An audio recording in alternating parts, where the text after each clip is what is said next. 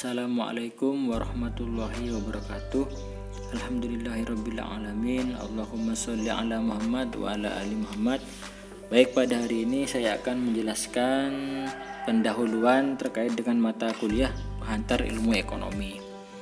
Ada 4 poin yang akan saya jelaskan pada hari ini. Yang pertama adalah pengertian ilmu ekonomi, yang kedua masalah umum penggunaan sumber daya, yang ketiga adalah barang dan jasa, dan yang terakhir adalah ruang lingkup ekonomi. Baik, yang pertama adalah pengertian ilmu ekonomi. Kalau kita membaca dari berbagai sumber, baik itu berupa buku atau berupa pustaka, jurnal atau artikel, maka di sini ada beberapa istilah pengertian ilmu ekonomi, akan tetapi secara umum intinya sama, yaitu ilmu yang mempelajari tingkah laku manusia dalam memenuhi kebutuhannya dengan mengelola dan menggunakan sumber daya yang sifatnya terbatas untuk menghasilkan barang dan jasa.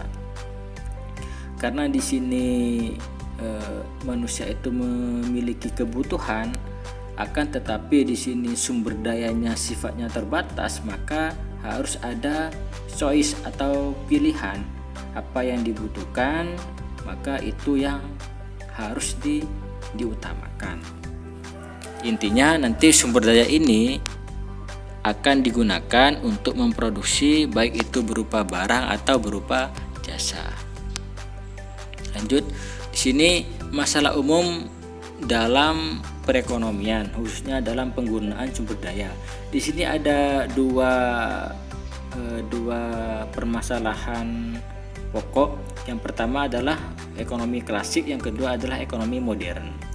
Dalam ekonomi klasik, permasalahan itu ada 3. Yang pertama adalah masalah produksi, yang kedua adalah masalah distribusi, yang terakhir adalah masalah konsumsi. Yang pertama adalah produksi.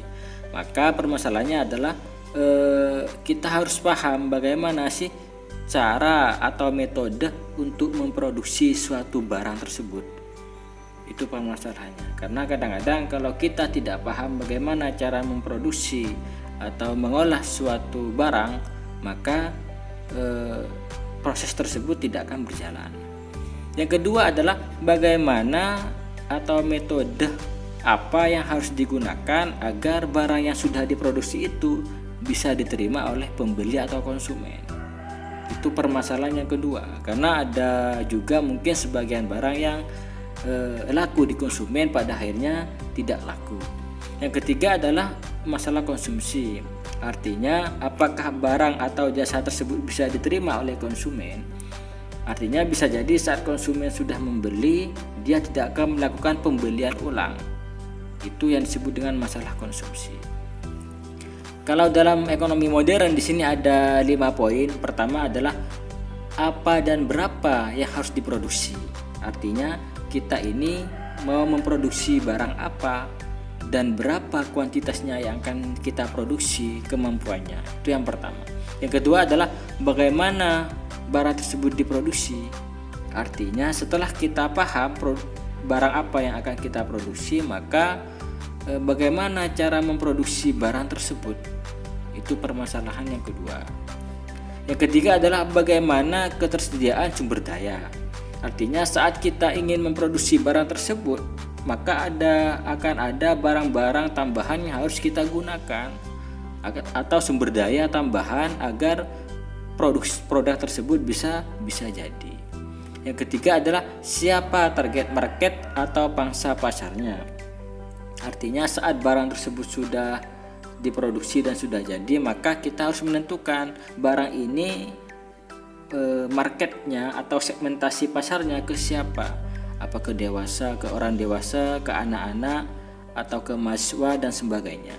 Yang kelima adalah seberapa cepat perekonomian tersebut akan tumbuh. Artinya jika kita memproduksi barang tersebut bertahan berapa lama dan peningkatannya seberapa cepat. Lanjut, di sini barang dan jasa. Kita harus bisa membedakan antara barang dan jasa. Teman-teman pasti sudah paham. Jadi kalau barang ini sifatnya sudah berwujud. dan melalui proses produksi. Sama, jasa ini juga melalui proses produksi tapi sifatnya tidak terwujud. Barang ini intinya adalah untuk memenuhi kebutuhan produsen maupun pembeli. Artinya kalau produsen ini saat dia membeli barang, maka si produsen ini tidak mengkonsumsi, tapi dia olah kembali. Itu yang disebut dengan produsen. Kalau pembeli ini saat dia membeli barang, maka barang tersebut sudah dikonsumsi. Beda dengan jasa. Jasa ini hanya bisa dinikmati oleh pembeli, tidak ada produsen. Bedanya barang dan jasa sudah saya jelaskan adalah kalau barang sifatnya berwujud, kalau jasa sifatnya tidak berwujud. Contoh kalau sepatu itu namanya barang. Kemudian bolpen namanya barang. Kalau jasa seperti apa? Tukang cukur itu jasa, tukang laundry itu jasa.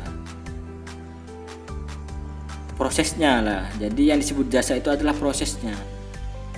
Kalau tukang laundry kemudian tukang laundry tersebut punya mesin cuci, maka mesin cucinya itu disebut dengan barang. Cuma prosesnya itu disebut dengan jasa. Karena dari kotor menjadi tidak kotor. Barangnya tetap baju, tapi dari awalnya itu kotor, maka setelah ada jasa maka menjadi tidak kotor. Beda dengan barang, dari awalnya tidak ada maka menjadi ada. Atau dari awalnya kain menjadi baju. Tapi kalau baju kotor jadi baju bersih, itu namanya jasa. Lanjut, kenapa kita harus belajar ekonomi? Karena di sini secara umum ada 3 permasalahan. Pertama adalah kelangkaan. Karena terbatasnya sumber daya, dan untuk mendapatkan sumber daya itu membutuhkan biaya, maka kita harus melakukan tahapan yang kedua, yaitu adalah pilihan choice. Artinya barang apa sih yang harus kita produksi kalau sumber dayanya terbatas? Setiap choice ini nanti akan memunculkan biaya kesempatan atau opportunity cost. Artinya saat kita membeli suatu barang, maka kita akan mengorbankan barang yang lain. Atau saat kita menentukan membeli barang A, maka kita akan mengurangi pembelian barang B atau malah tidak membeli barang B. Secara umum di sini ilmu ekonomi dibagi 3. Yang pertama adalah ekonomi deskriptif, yang kedua adalah teori ekonomi, yang ketiga adalah ekonomi terapan. Dan dalam teori ekonomi di sini dibagi 2 lagi. Yang pertama adalah ekonomi mikro, yang kedua adalah ekonomi makro. Apa sih perbedaan dari 3 istilah tersebut atau 3 ruang lingkup ekonomi tersebut? Yang pertama adalah ekonomi deskriptif. Kalau ekonomi deskriptif di sini adalah ekonomi yang menjelaskan dan mendeskripsikan keadaan perekonomian dan kegiatan perekonomian pada suatu tempat atau yang terjadi di lapang. Artinya di sini deskriptif ini artinya menginformasikan suatu kejadian yang berkaitan dengan ekonomi yang terjadi di lapang. Contohnya adanya peningkatan atau kenaikan harga sembako contoh, atau harga beras, itu namanya ekonomi deskriptif. Kemudian ada ekonomi terapan yang nomor 3. Jadi kalau ekonomi terapan ini adalah keilmuan di mana peranannya sebagai penyelesaian dan solusi dari permasalahan ekonomi yang terjadi dengan menggunakan hasil kajian dari ekonomi deskriptif. Jadi ini lebih ke terapan. Artinya saat di ekonomi deskriptif ada suatu kenaikan harga, maka di terapan ini dijelaskan kenapa kok terjadi kenaikan harga, permasalahannya apa, kemudian penyelesaiannya seperti apa. Kemudian teori ekonomi. Teori ekonomi ini adalah bagian keilmuan tentang penjelasan penyebab terjadinya suatu kegiatan perekonomian terapan. Artinya nanti akan dijelaskan bahwa setelah di ekonomi deskriptif ada suatu kejadian, kemudian di ekonomi terapan di sini dicari permasalahan dan penyelesaiannya, maka di teori ekonomi di sini juga akan menjelaskan penyebab terjadinya tersebut. Jadi kenapa kok bisa terjadi suatu kejadian yang menyebabkan perekonomian baik itu meningkat atau menurun. Bedanya mikro sama makro adalah kalau mikro ini dalam ruang lingkup kecil seperti pasar, daerah, kalau makro ini dalam ruang lingkup besar seperti inflasi, kemudian ekspor impor. Bedanya mikro sama makro. Itu mungkin materi tentang pengantar ilmu ekonomi pada hari ini. Meskipun hanya sedikit, mudah-mudahan bisa dimengerti. Kurang lebihnya saya mohon maaf. Wassalamualaikum warahmatullahi wabarakatuh.